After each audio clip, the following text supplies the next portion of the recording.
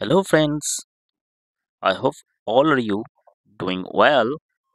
So, friends, আজকে আমি একটি স্ক্যারি বা ভয়ঙ্কর ইংরেজি মুভি নিয়ে আলোচনা করব, যেটি হলো ইট। এটি 2017 সালে মুক্তিপ্রাপ্ত একটি হরর থ্রিলার চলচ্চিত্র। স্টিফেন কিং এর একই নামের উপন্যাস অবলম্বনে এই সিনেমাটি নির্মিত। পরিচালক অ্যান্ডি মুসিয়াটি এই গল্পে ছোট শহরের একদল কিশোর ও কিশোরীর ভয়ঙ্কর অভিজ্ঞতা তুলে ধরেছেন, যারা একটি দানবীয় ক্লাউনের বিরুদ্ধে লড়াই করেছেন। গল্পের শুরু ডেরি নামে একটি ছোট শহরে। 1988 সালে জর্জি নামের একটি ছোট ছেলে কাগজের নৌকা নিয়ে খেলতে বেরোয়। বৃষ্টির সময় তার নৌকাটি ড্রেনের ভেতরে পড়ে যায়, যেখানে সে পেনিওয়াইজ নামক এক ভয়ঙ্কর ক্লাউনের মুখোমুখি হয়। পেনিওয়াইজ তাকে টেনে নিয়ে যায় এবং জর্জি নিখোঁজ হয়ে যায়। এরপর গল্পটি এগিয়ে যায়। 1989 সালে জর্জির বড় ভাই বিল ড্রেনব্রো এখনও তার ভাইয়ের নিখোঁজ হওয়ার রহস্য উদ্ঘাটনের চেষ্টা করছে।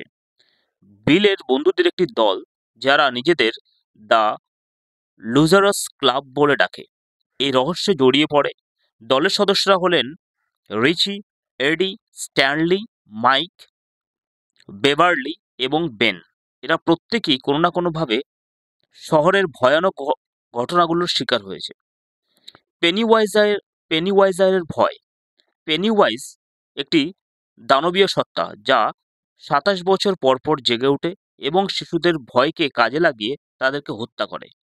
পেনিওয়াইজ প্রতিটি শিশুর কাছে তাদের সবচেয়ে বড় ভয় হিসাবে উপস্থিত হয়, যেমন বেভারলির জন্য রক্তাক্ত সিঙ্ক, এডির জন্য রোগ সংক্রমণ, বেনের জন্য ভৌতিক গ্রন্থাগার ইত্যাদি। লুজারার্স ক্লাবের লড়াই। ধীরে ধীরে লুজারার্স ক্লাবের সদস্যগণ বুঝতে পারে যে পেনিওয়াইজ তাদের শহরের ভূগর্ভস্থ ড্রেন সিস্টেমে লুকিয়ে আছে। দলটি একসঙ্গে পরিকল্পনা করে পেনিওয়াইজকে পরাজিত করার। এদের বন্ধুত্ব ও সাহস ধীরে ধীরে গভীর হয়, কারণ তারা বুঝতে পারে পেনিওয়াইজ তাদের একে অপর থেকে বিচ্ছিন্ন করার চেষ্টা করছে। এক পর্যায়ে বেভারলিকে পেনিওয়াইজ ধরে নিয়ে যায়। লুজারাস ক্লাব তাকে উদ্ধার করতে যায় এবং পেনিওয়াইজদের আস্তানায় প্রবেশ করে। সেখানে তাদের দলবদ্ধ প্রচেষ্টায় তারা পেনিওয়াইজকে আক্রমণ করে। তারা বুঝতে পারে পেনিওয়াইজের সবচেয়ে বড় দুর্বলতা হলো ভয়। যদি তারা ভয় না পায়, পেনিওয়াইজও দুর্বল হয়ে পড়ে। শেষমেশ দলটি তাদের সাহস ও বন্ধুত্বের জোরে পেনিওয়াইজকে পরাজিত করে।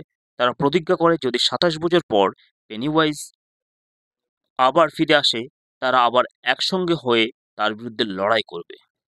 এবার বন্ধুরা, এই লুজার্স ক্লাবের কিছু সদস্য সম্বন্ধে কিছু আলোচনা করব। যেমন হচ্ছে বিল ড্রেনবো, দলের নেতা, যে তার ভাই জর্জির জন্য ভীষণভাবে দুঃখিত। রিচিস টোজিয়ার্স, চটপটে ও কৌতুক প্রিয়।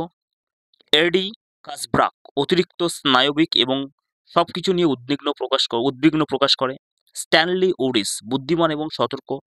মাইক হ্যালনল্ড, শহরের বাইরে থেকে আসা, যে বর্ণবৈষম্যের শিকার। বেন হ্যানকস্টমস, তার নতুন ছাত্র এবং বইপ্রেমী। বেভারলিস মার্শ, একজন মেয়ে সদস্য যার ব্যক্তিগত জীবন দুঃখ কষ্টে ভরা। যাই হোক, এই পেনিওয়াইজরা প্রতিটি শিশুকে তাদের সবচেয়ে ভয় এর রূপে কিভাবে উপস্থিত হয় সেটি একটি আলোচনা করি। বেন একটি ভৌতিক গ্রন্থাগারে পেনিওয়াইজদের শিকার হয়। বেভারলি দেখে তার বাথরুমের সিঙ্ক থেকে রক্ত বের হচ্ছে। এডি দেখতে পায় একটি ভয়ঙ্কর লেপ্রোসি বা কুষ্ঠরোগী। রিচি ভয় পায় ক্লাউনদের। মাইক দেখতে পায় তার পরিবারের মৃত্যুর দৃশ্য। স্ট্যানলি ভয় পায় একটি ভৌতিক পেইন্টিংস। এইভাবে এই সমস্ত বাচ্চাদেরকে পেনিওয়াইজ ভয় দেখাতে থাকে এবং তাদেরকে হত্যা করার চেষ্টা করে।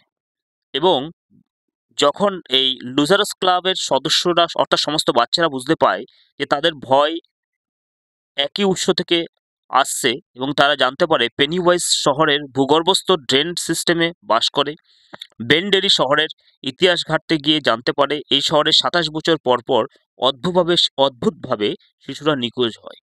দলটি পেনিওয়াইজের বিরুদ্ধে লড়াই করার সিদ্ধান্ত নেয়। প্রথমবার তারা পেনিওয়াইজের মুখোমুখি হয় একটি পরিত্যক্ত বাড়িতে। পেনিওয়াইজ তাদের আক্রমণ করে এবং তারা ভয় পেয়ে পালিয়ে যায়। তবে বেভারলির সাহসিকতায় তারা প্রাণে বেঁচে যায়। সুতরাং সমস্ত দিক থেকে শিশুদের কাহিনী নিয়ে মুভিটি অত্যন্ত জনপ্রিয়।